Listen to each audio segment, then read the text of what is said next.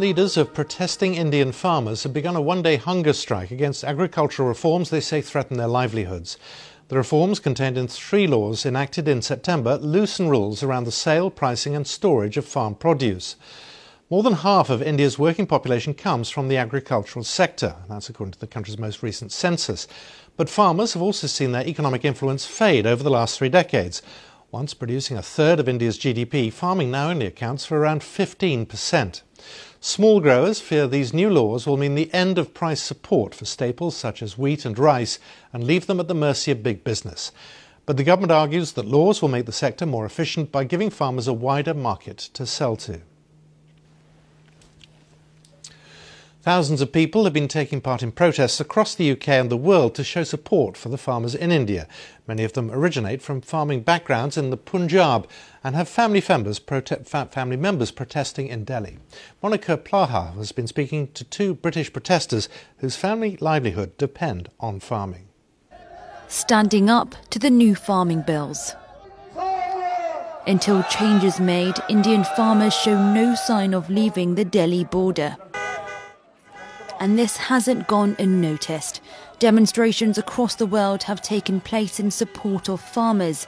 But thousands of miles away, why do British people feel so strongly? Sun Kaur has been campaigning for weeks. My uncles and aunties from my mum's side, as well as my dad's side, from Punjab, have travelled all the way to Delhi to fight for farmers' rights. Agriculture is so important to our family because this is where we established. This is where we ploughed the fields that allowed us to grow, for my parents to come to this country.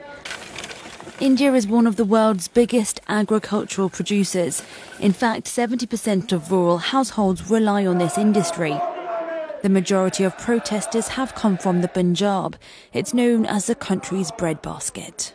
My parents, my grandparents have been raised in Punjab. We always travel to Punjab and see, the industry of farming there and how our families are ploughing the fields.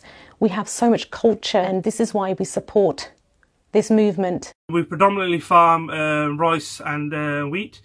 Aman owns land in India. This is his cousin and uncles.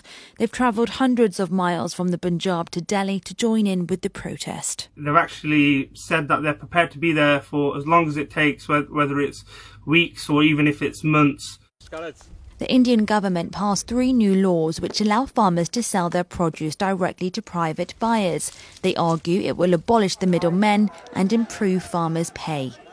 But farmers say this would damage their income and make them vulnerable to large companies. It's about farmers getting a fair deal. This whole expenses that has taken place have put debt and burden on the farmers in many different ways. And it's just not been a pleasant situation. I'd want a fairer market for farmers, subsidies, help with finances. For millions of British Indians, life here is so different from the farmlands of South Asia. But for many, like Sukh and Amin, farming is their families' livelihoods, and they will continue to stand with them until change is made. Monica Plaha, BBC News.